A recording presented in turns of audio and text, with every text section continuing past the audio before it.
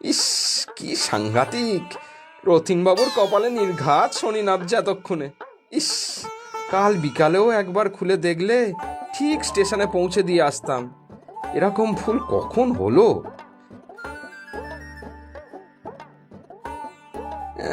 দেখি তো, এখানে কোনো ওনার বাড়ির ঠিকানা যদি পাই, বা অফিসের ঠিকানা, সেখান থেকে অন্তত ওনার খোঁজ তো পেতে পারি। দুটো সুটকেসের রং এত এক যে, ছি ছি।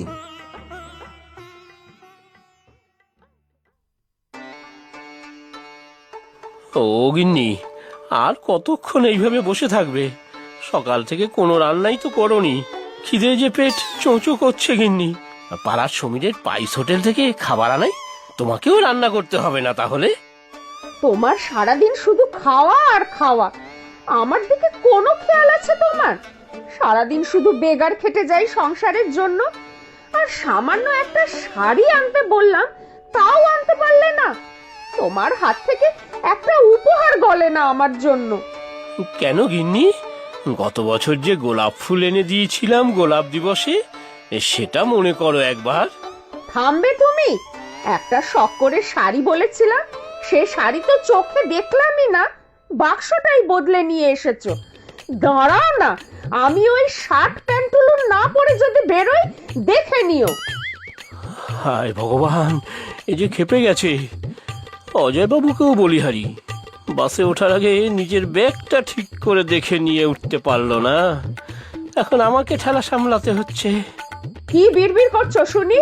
সব তোমার চালাকি, বুঝি না ভেবেছ? ধর্মঘট করলাম আমি, ধর্মঘট, অসহযোগ আন্দোলন, বুঝলে? Non cooperation. সংসারে তো বিনা পয়সার কাজের লোক এনেছিলে না, এবারে দেখো না। অগিন্নি, আমি কালই শহরে গিয়ে তোমার জন্য গরদের শাড়ি কিনে আনবো, তোমাকে সাথে নিয়ে যাব। আর রাগ করে থেকো না। আর দেখি অজয়বাবুর ঠিকানা পাই কিনা। গিন্নি, গিন্নি, তোমাকে বললাম তো আমরা আজকে শহরে যাব তোমার শাড়ি কিনতে। ছোটখাটো জিনিসের জন্য আবার বাপের বাড়ি যাওয়া কেন বলো? ছোটখাটো? তোমার কাছে ছোটখাটো হতে পারে, আমার কাছে নয়। সারা বছরে মুখ ফুটে কিচ্ছুটি চাই না, একটা শাড়ি চেয়েছিলাম, আর নিয়ে এলে শার্ট প্যান্ট। থাকো তুমি খামখেয়ালি পানা নিয়ে, আমি চললাম। ওরে বাবারে, কি জ্বালায় পড়লাম। এই সময় আবার কে এলো? ধুর, কে এলো দেখো না গিন্নি। মানে আমি যাচ্ছি, তুমি দাঁড়াও।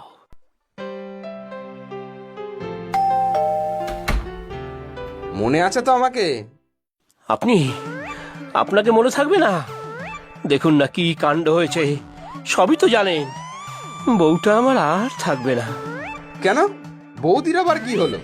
ঘরে আসুন, আপনি এনেছেন তো আমার ব্যাগটা, আসুন আসুন। কই গো গিন্নি, তোমার আর বাপের বাড়ি যাওয়া হবে না। কোথাও বেরোচ্ছেন নাকি? আর বলবেন না, সুটকেসটা খুলতেই তো মহাবিপদ। সুটকেসে গরদের শাড়ি নেই, রয়েছে আপনার জামা। গিন্নি তো একেবারে রেগে ফায়ার। আমিও সুটকেস খুলেই আন্দাজ করতে পেরেছি সব। তাই তো আপনার ব্যাগের মধ্যে আপনার বাড়ির ঠিকানা খুঁজে পেতে ট্রেনে করে খুঁজে খুঁজে চলে এলাম। দেখলে গিন্নি, আমি মিথ্যে বলিনি। প্রথমে আমি সত্যি খালি হাতে তোমার কাছে আসছিলাম, কিন্তু ওনার সাথে আলাপ হওয়ার পরে উনি তোমার শাড়ি কিনতে সাহায্য করেছেন। ওমা, তাই নাকি? আমার গরদের শাড়ি আছে? কই দেখি দেখি। নিশ্চয়ই বৌদি। রথিনবাবু, নিন, বৌদিকে নিজের হাতে দিন শাড়িটা।